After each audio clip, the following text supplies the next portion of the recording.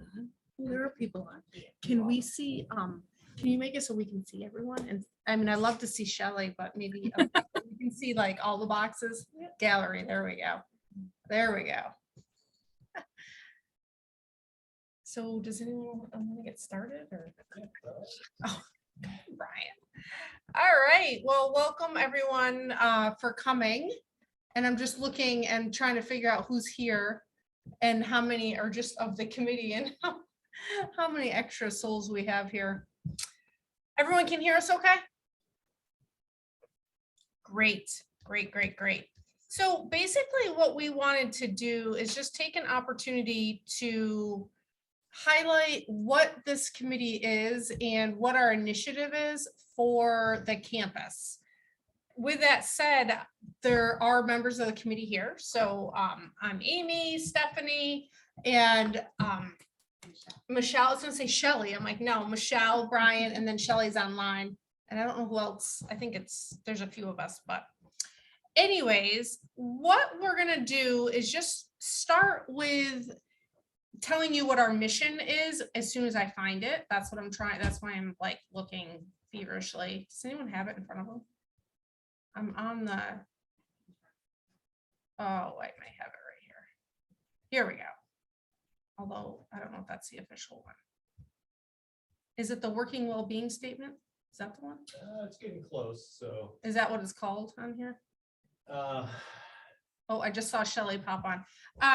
Well, let me just basically the really cool thing about this committee, and I think that's really important to highlight, is that we've actually been charged by administration to implement a well-being framework on campus, and that involves students, faculty, and staff, so everybody. And we've been in the process throughout the last few months or so, I would say the fall semester, going through campus and doing a listening tour. And we're going to continue that in the spring. And so we do have some feedback, which has been outstanding. What we really, I think, wanted to take from today was to try to get the people that are here online to give us a little bit more feedback of maybe what you feel you need as a campus, as an employee, as a administrator, faculty, whichever, whatever you role that you play. Did anyone else want to add to that? What our goal today is? No, that sounds about right. I kind of share where we're at now, right? What we've heard, and get any other kind of feedback is because we're basically, as we coined the term, a listening tour, and we've been going around just listening to different groups of faculty, staff, and students to get their perspective on campus well-being. And again, the ultimate goal with this is we're going to have suggestions, right, at the end of the day to say, all right, this is what our campus needs to do. And it's more than just add a program here or there. It's kind of what are some larger structural things, what are some things that that kind of go beyond one area, one department on campus. So, and again, some of the stuff could be easy, like low-hanging fruit. Some of this could be stuff that's several years out. But the whole point of this is to kind of improve the culture of well-being around this campus, and to really try to be a leader in the SUNY system regarding that in the future. So. And one thing that Brian and I did in, I don't know if it was the fall or the spring, we met with a campus, Butler University, I think they are, to try to get some ideas as to what they're doing. And so we really do have, I think, a pretty broad idea of what we want to do. But again, this is something that we want to really make sure we do it right. And so we want to incorporate the employees side as well. So I think that's really what the point of today is. With that being said, I wanted to toss it to Stephanie maybe and I don't know if you have it, if not, I can look it up. Just, we wanted to tell you what we've gotten so far. Do we want to tell them what we've got so far? Or do we want to get their thoughts first? So we give an overview of what you guys. Okay. And I can talk about the students. That's something. Do you have off the top of your head what? Sure. I mean, go ahead. Sure. So at the end of the fall semester, Amy and I started having conversations with some different groups of faculty on campus. It's just starting, right? So it's, these are very early conversations, but we basically wanted to sit down and talk with people about how they were feeling and how things were going so far in regard to their own personal well-being. So to kind of summarize how that went, people are stressed out. Seems to be a big theme. Faculty, and I mean, Amy and I both, of the committee, we're both faculty, Michelle too. So, we wanted to kind of like see if, because, we were feeling some things also. So we wanted to see if those things were translating in other spaces. So anyway, so Amy and I started speaking with faculty, and most of the feedback was faculty were feeling very burnt out. Faculty were feeling very overworked and very overwhelmed. And it doesn't seem like it's something that's getting better at all. In fact, I don't know if it's necessarily gotten worse since the pandemic began, but it certainly hasn't improved whatsoever. So I don't know if perhaps we've reached this kind of like weird status quo where like, we're feeling a lot of things, but it's not necessarily changing, or we've just gotten used to it. But the big feedback that we received is that faculty are feeling as though they keep being asked to do more and more and more things, and that nothing is really letting up, right? And that those piles of responsibility and those piles of asks are starting to get really burdensome and overwhelming, and it's negatively affecting mental health, among other things. That's the biggest feedback that we received, like to summarize, right, from when we met with faculty. Did you have anything to add to that, Amy? And not really, other than just saying, it really came down to, we don't want more to do, right? So oftentimes when you think of wellness, okay, go do this program or this activity. I think a lot of it was, how can we find that balance, that work-life balance? And I think since COVID, and I would say you're spot on, Stephanie, with what you said in terms of it's not necessarily getting worse. I almost think it's different. I almost think it's this situation where the work-life balance, especially because of online environments, it's starting to mesh together. And so how can we unmesh that and develop tools and strategies to set boundaries and that type of stuff? So I think that was really the big takeaway. And I think the other thing that was interesting was how the group that we spoke with, they were pleasantly surprised with the goal of the committee. They thought the goal of the committee was, let's set up, I think this is what I got out of it, is that let's set up a bunch of exercise classes and make you guys go to it or something like that. But I think the fact that this is coming from the top down and it's really going to be instilled into everything that we do, we really want to make sure that we get it right and that we get everybody's thoughts and comments and concerns intertwined. But this is not just an initiative of let's all work out at noon or something. So just put that out there. Brian, I don't know if you want to talk about the student side of things. Yeah, and then one of the things we'll also see is, again, this is for the whole campus structure, right? And everybody has a role in that. And when you start kind of delineating kind of the different needs of well-being amongst everybody here, the student needs versus our faculty staff needs start to differ, right?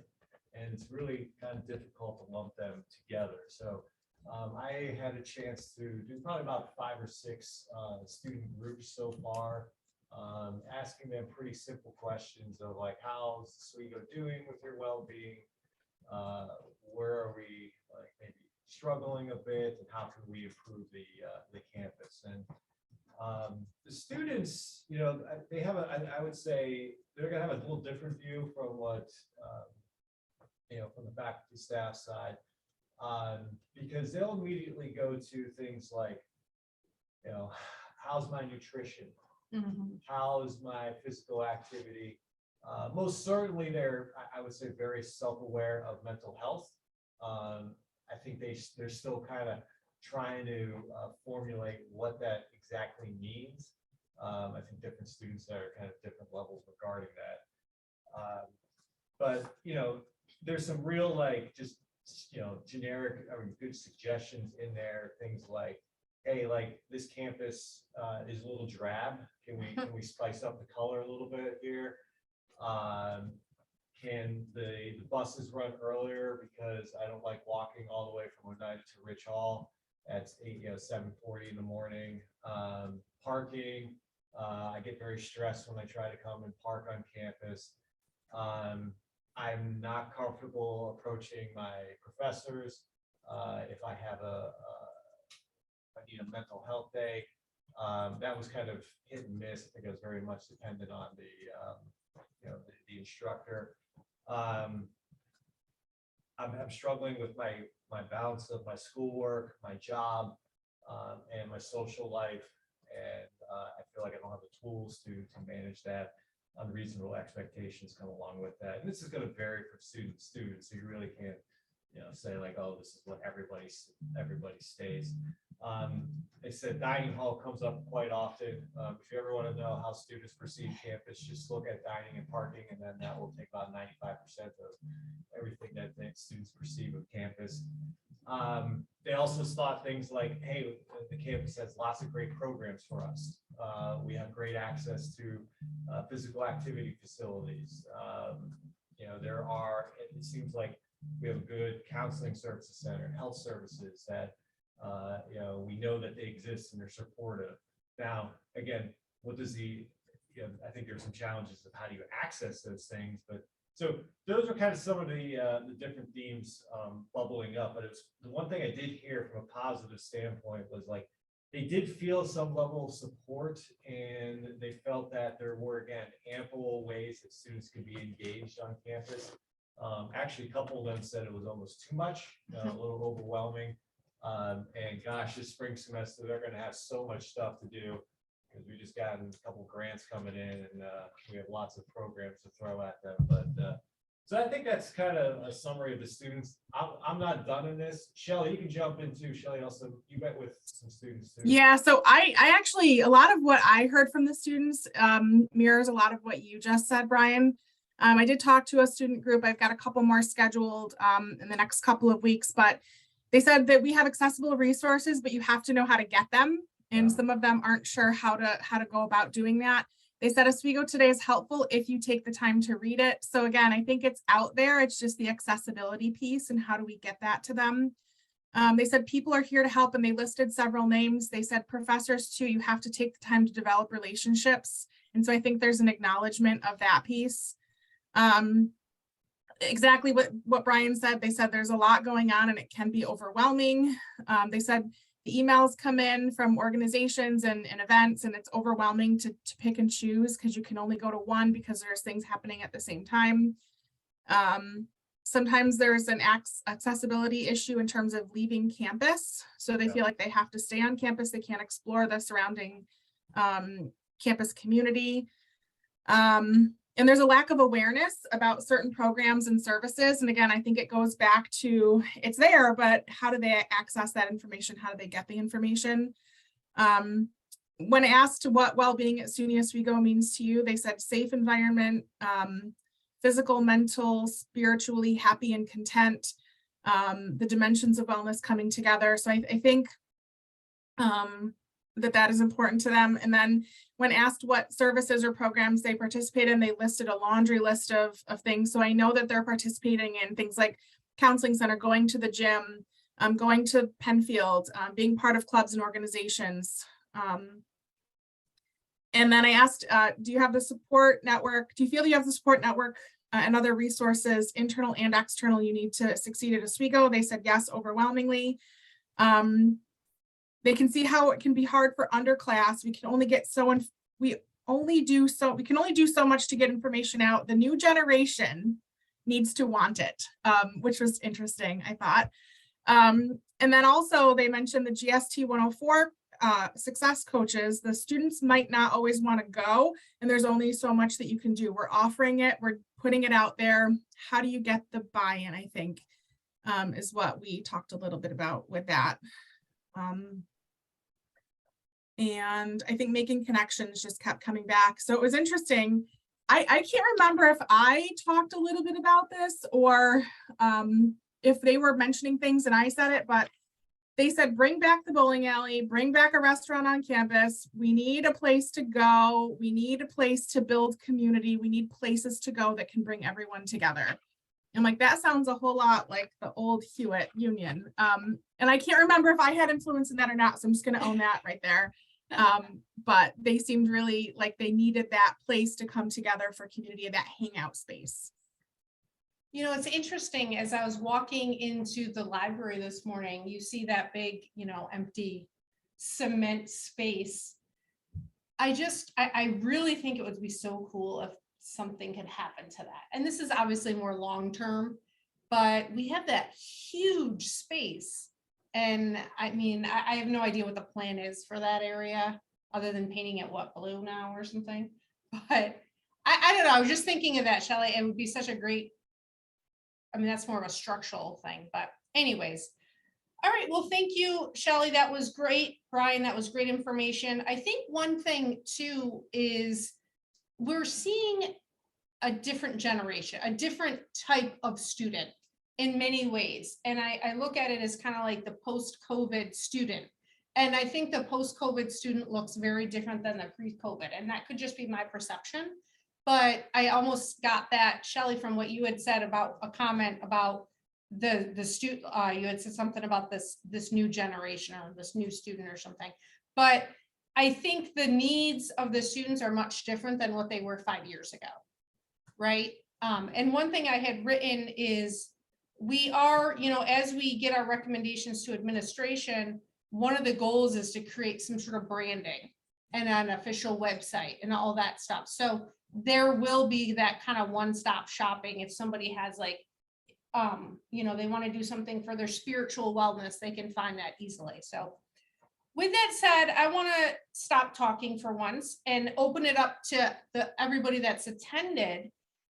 We do have a couple questions we would love to ask you all. And if you want to kind of go off of that or add something else, that would be great.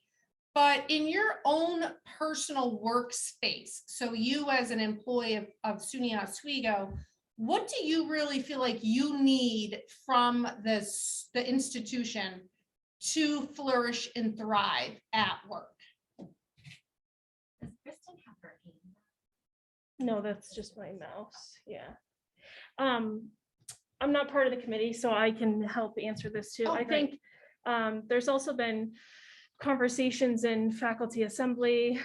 When Scott presented, he talked about, you know, faculty and mental health. And I think that's kind of a big thing Stephanie just talked about.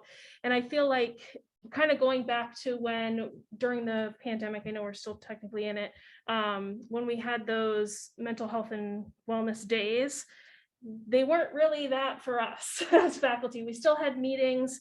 So I feel like when we do get a break, it's not a break for us. And I think even over winter break, there's still meetings, there's still things always happening, and we don't get that time that we need. So I really think part of the issue is, you know, letting us have breathing room when it is a break, you know, giving us time to actually regroup, to, you know, be able to come back within the spring semester and have that rest, have that mental health time, because it doesn't seem like we've been getting that time. And I think that's kind of one of the biggest things I felt like, especially, you know, even Monday, MLK Day, you know, it is a federal holiday. I still have meetings that day, you know, things like that, where I just think it's important that we need to think about when we're scheduling things, especially if it's during break. And I know administration still works, you know, during that time, but thinking about faculty who really need to, you know, have that time. I think that's one of the things that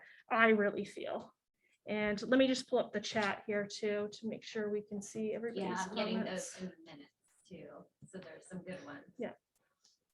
Oh, great. That's good. Space for faculty to get together, restaurant. You know, and it's funny because I think we focus so much on the students, which is obviously important.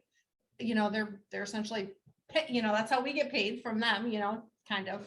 But if we're not well, right down from the top down, no matter what your role is on campus, if we're not well, how can the students be well? And so I do like that area that, you know, Gwen, you had mentioned a space for faculty. We, especially now, we're starting to see people again, right? Which is great.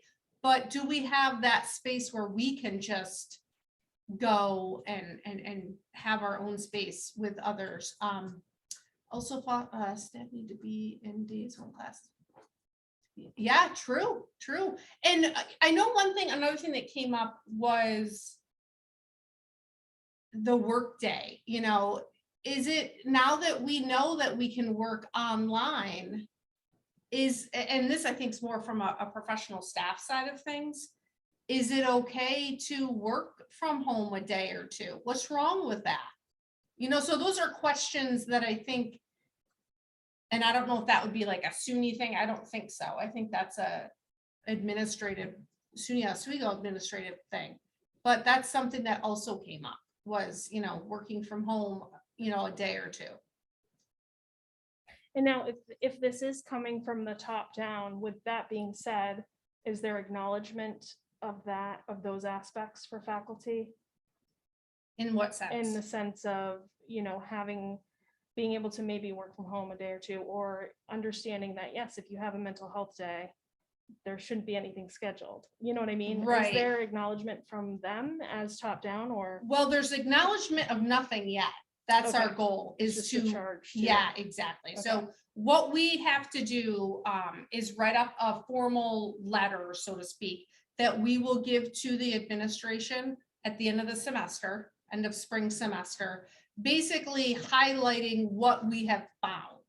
So that would be something that we would put in there, you know, our recommendations. Mhm. But again, then it'll be the process of, okay, having a conversation with them and then coming back down.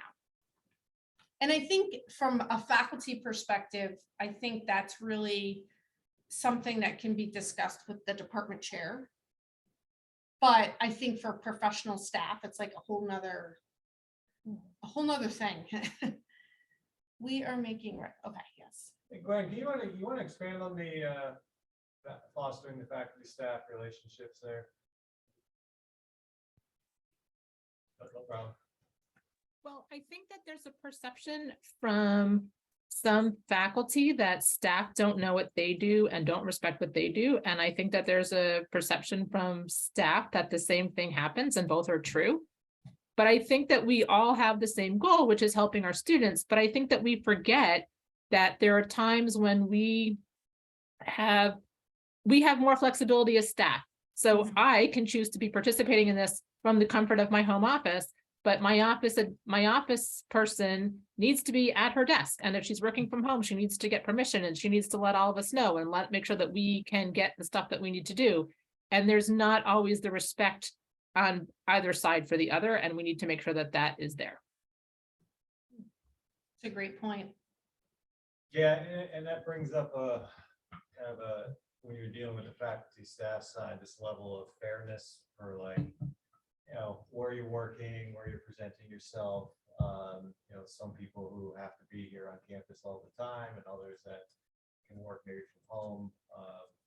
It's tough because you can't make a one size fits all. You want to acknowledge both sides when it comes to regarding that.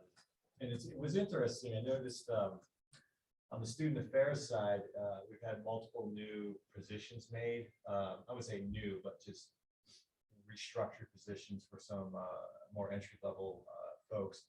And you know, within the ad to bring them on campus, you know, they were granted the ability to work one day a week from home. And it was kind of laid out in text. So yeah, I think that's probably, you know, kind of a good thing for our staff, but also acknowledging that you're going to be here as well. Yeah, my office ranges from about 100 degrees to 40 degrees, depending on the time of year. Yeah. And that was, Mitch Fields had presented in FA recently, and that was brought up by faculty, especially about Mahar in the summertime. Well, coming in September, August, how hot it had been. And it seemed like the conversation was, air conditioners, he had said, aren't really feasible to do because it's more energy, this and that. So yeah, so there wasn't really, you're right, there wasn't anything being done about it in a sense, which can affect faculty morale too. It looks like Julia has a hand too. Yeah, I wanted to build on some of the things that people said about us being student focused and then needing time for faculty well-being. And I think there's still is some lack of understanding that when the faculty and staff are consistently asked to be flexible with student needs and to provide accommodations or alternative solutions, that it creates quite a lot of extra work and effort on the faculty and staff side, which leads into us needing more time for our own well-being. And especially when we need to make accommodations kind of on the fly. We get notified that a student is going to be missing class, and then you need to suddenly have alternatives for in-class assignments or out-of-class assignments or exams or reports or makeup labs or anything. And I think there's a lot of uncertainty among the faculty for what we should be doing, what is kind of the minimum that a student should be able to expect, and what might be the norm for a student to expect, and what is really asking too much for us to do extra. Those are excellent points. And I know that there is such a disconnect between departments, I think, and not even departments, but within departments. As department chair, I know just out of the 60 plus courses that we offer in our department, the difference between how one faculty handles something versus another faculty. And if one of Jessica's students gets, extra time to turn something in, but then I say no, now it's a whole issue in itself. So yes, I think standardizing what is required, but also I don't think at this point we are doing, I think it's a disservice now to the students. I see them going out into the real world now, a couple graduates that are expecting things that are, in fact, I had one student, I'm so taken aback by this. I said, why don't you go to the Compass and work with them to try to find, what jobs are out there? And he said, well, they should come to me. And so it's just a different, and I that was David.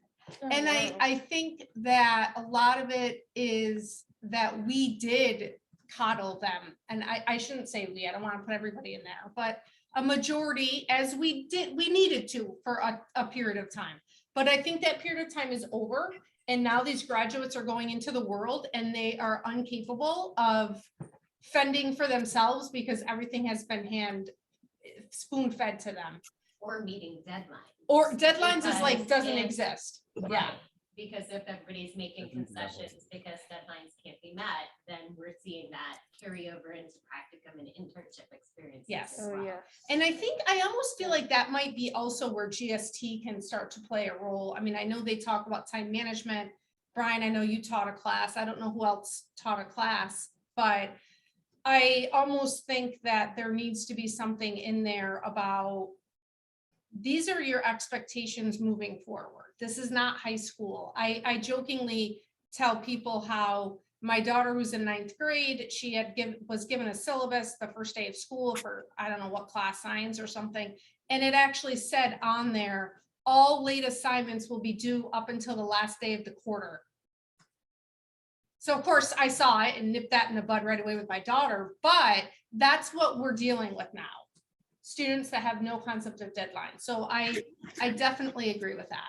And like to piggyback off of that, some of the feedback that we heard when we spoke with faculty, was, a few faculty expressed concerns that they had students who weren't submitting work throughout the semester, and then the end came and, the students had earned an E, right? Like that was their grade, but the faculty shared that they almost felt like it was wrong to give the student an E because there's so much focus on retention, and numbers and things like that. So they were like, you know, in addition to the students kind of like their own perspective, like, well, what do you mean? Like, I did this one thing, isn't that enough? You know, but the faculty expressed that they felt as though, you know, like they would almost be penalized for giving a student an E grade even when the student earned it. And I think that that's a huge, I mean, I taught all freshmen, I had 4 classes this past fall, and I taught all freshmen, every single class. And it was I mean, the perspective that some of the students are coming in with is really,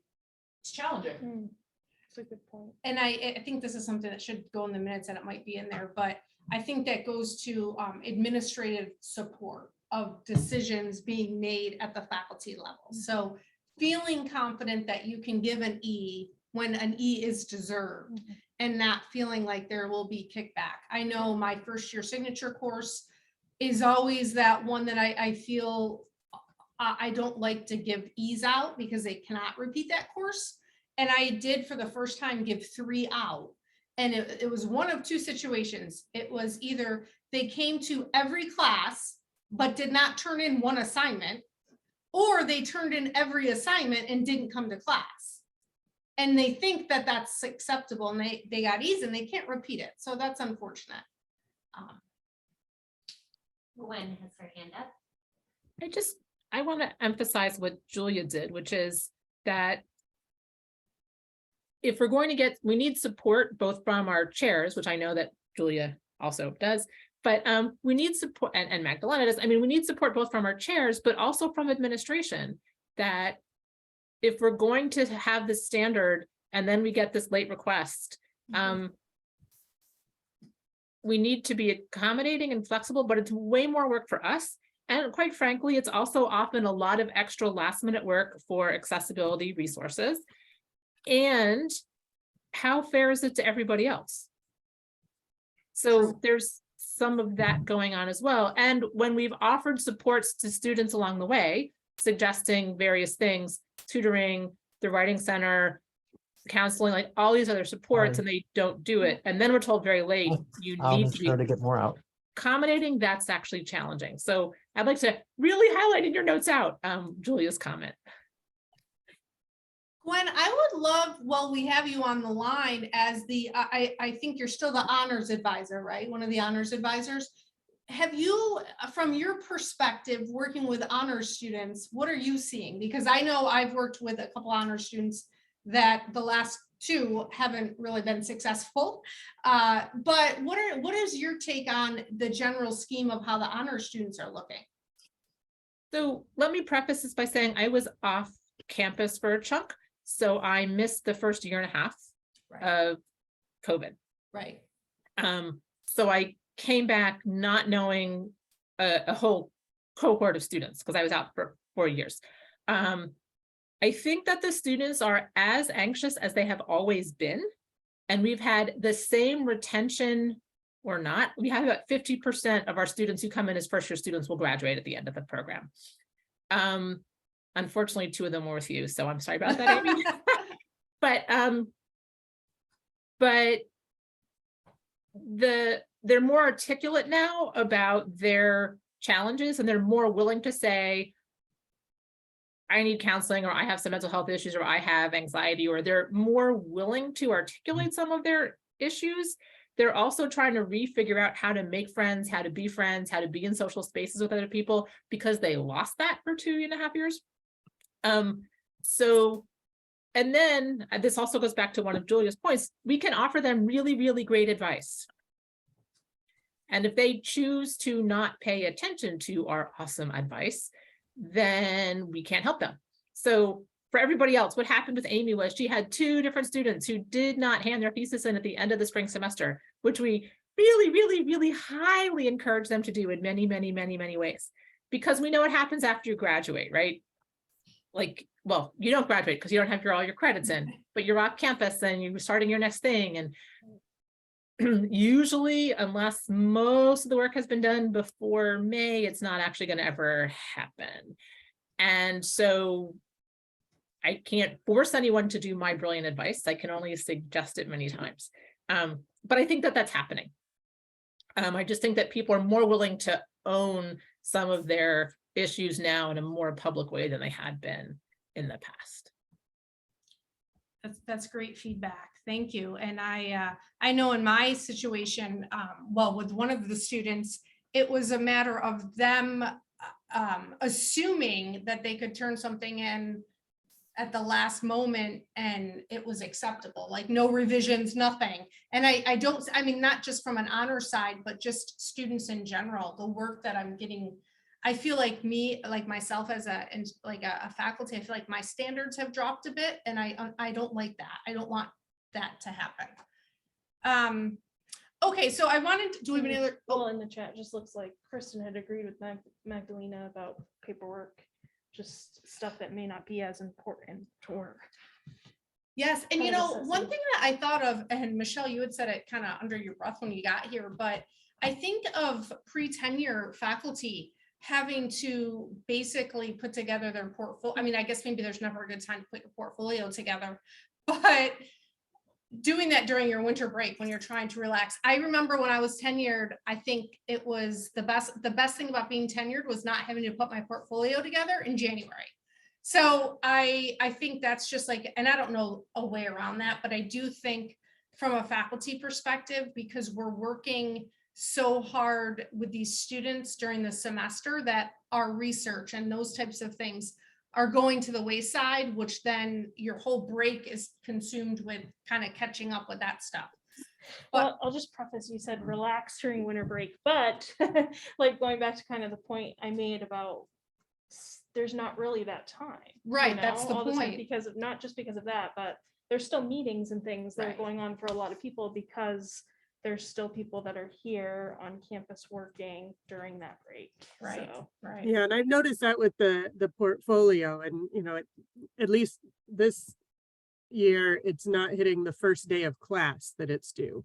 But I've also noticed that there are a lot of offices on campus that are not academic offices and therefore are not really thinking about the class schedule. And that is probably why they do make things due the first day of the semester, because they say, oh, this is an easy day to keep track of. And then what happens for the faculty and the staff who are involved in a teaching schedule is that not only do I have to have all my stuff prepared for my class to start on Monday, but I also have these 8 other reports due. Mm-hmm. And some of that hits the department chair or some of the administrative assistants harder than other faculty, but it still is, you know, just why does it have to be the first day of class? Right. I'd like to go to something that Gwen said. She said, to our mental health issues, we're now dealing with things that we're not trained for and don't have the physical, mental, or emotional resources to deal with. So given that we have about 12 minutes left, I'd like to shift this. So what are the pieces that we could be providing on campus that could help support faculty and staff and students more effectively?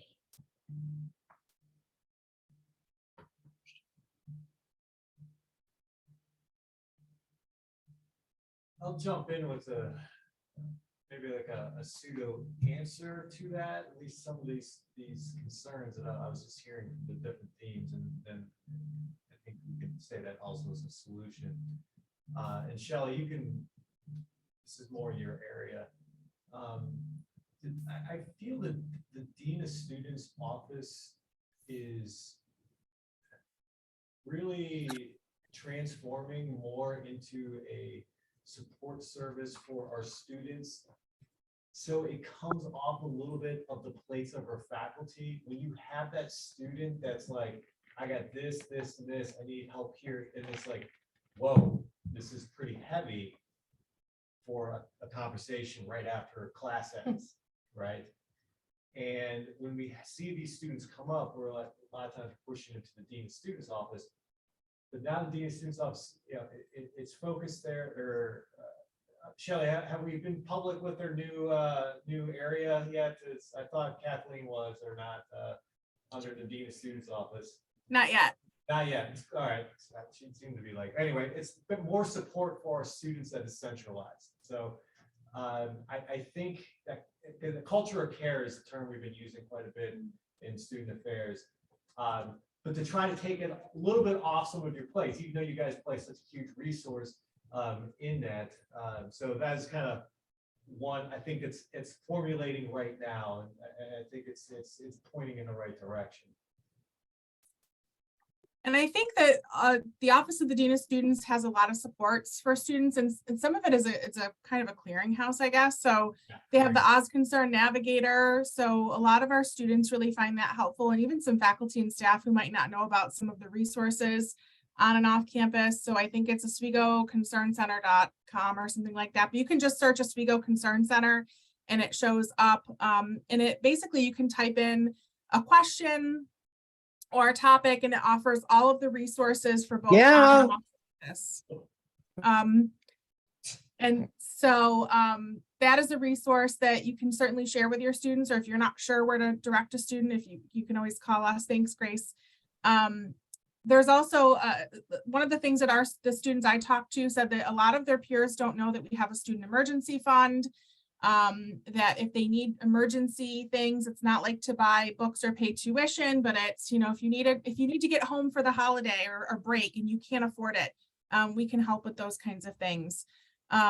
Shop has been hugely utilized. I mean, they're shopping twice a week to keep up with the demand for Shop.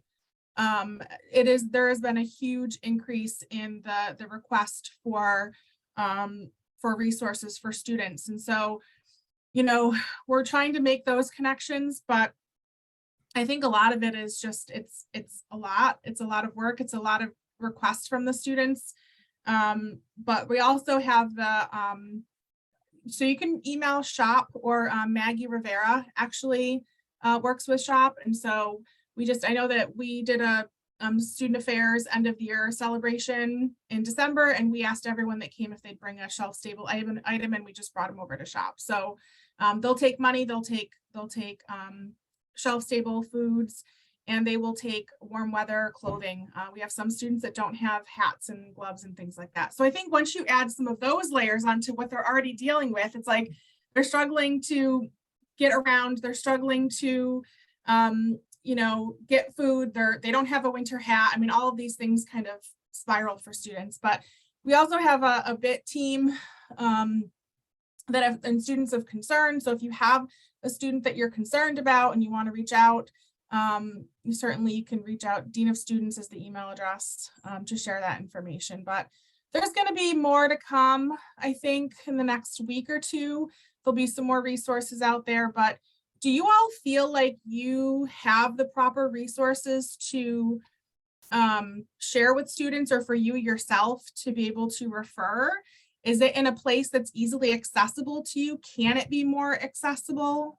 That's a question I wanted that to hop in on this and say, when I think of Dean of Students, and this might be where you were going with Kathleen, I don't know if there's like a initiative or something, but anytime I think of Dean of Students, I think that's where the student goes when they're going to be missing class time. They need to contact the Dean of Students. I never, and Shelly, whenever I refer to you, I still say lifestyle. I'm like, no, it's not lifestyles, but I know she's in the Dean of Students office, but I don't know what that means. And so I'm not sure that's the best name, or if I don't know. I just feel like, I don't know. So I don't know where to send students now. I don't. Well, send them over to us, because I think that the part of what is us? I think that's where I get confused. Us, the Office of the Dean of Students. So I think that there's a lot of us who are focusing on the overall well-being of students in a variety of different ways. And I think part of when we were moved over there, I don't even know, 5 or 6 years ago at this point, it was to create this more holistic approach to working with students and making the Dean of Students office not this scary place where you go to have a conduct hearing or to get a course withdrawal, right? And so we do a whole lot more, and there's so many positive things that can come out of a meeting with our students. Yeah, sometimes it's not so great, but sometimes it's, I just need these resources. I just need this place to jump ahead, to get ahead in life or in courses or whatever that looks like. So I think that there's still a little bit of work that can be done in terms of shaping people's thought process of what the Dean of Students office looks like. But we Yes. do a lot of really amazing things. Oh, I and a know lot of you really great do. I resources. definitely agree with that.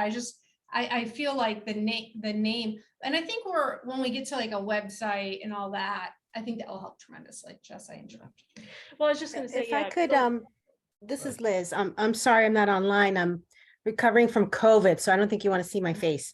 I wanted to go back to the faculty questions to our office, and I do field most of the questions and calls that come into the Office of the Dean of Students.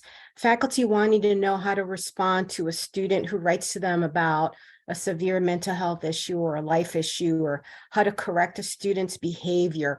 And I usually route folks back to their chair or someone in their department, but I also suggest wording. And these are very simple interventions, very simple kind of things that I do, and faculty are great about it. I don't track if someone's new or have been around or whatever, but I think part of what we do, and it's not uncommon for an Office of the Dean of Students on a campus to handle all kinds of things, and we kind of redirect or pre-stage things for other offices. So I think it's still a good place. And as Shelly you did a great job sort of explaining all that, is can we see the gamut of issues? Because we do, nationwide surveys, we do all kinds of things on student well-being. So the more information we get, the better. And then our job is sort of to add to whatever resources you bring on board, is really get people to what they need, and then check back with them. Did you go use that resource? Or did the faculty person for me, how did that go? Even if it's a very brief thing in Starfish or a direct call to us. So I just wanted to add that we continue to want to support folks. That's great. Thank you. Kristen has her hand. Go, Kristen. I had a follow-up question. Thanks, Liz, and for those in the Dean of Students office, actually. So as a professional staff member, I do work with students, but I don't have access to Starfish or anything like that.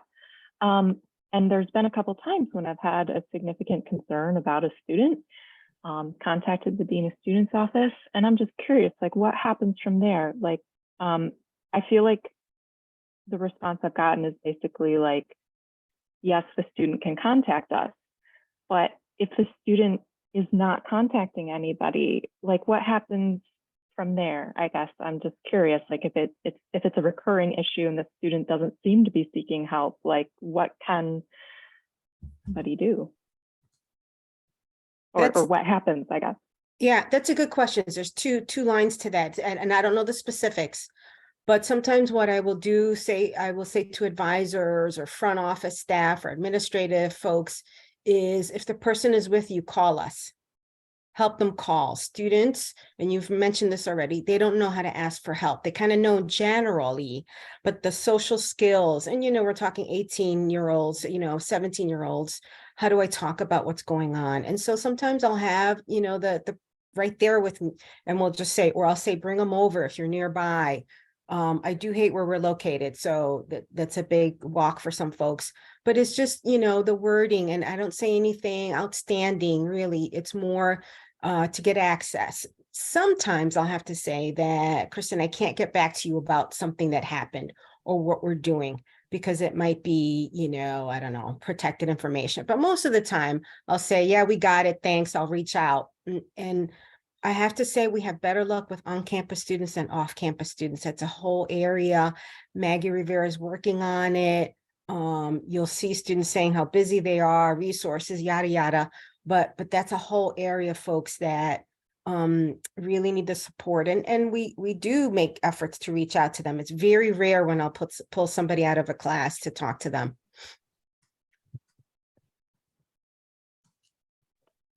Okay, thanks. I was just, it's nice to know what happens on the other end if you make a contact. Well, and thanks for the tip about helping the student, make the phone call or get to the office.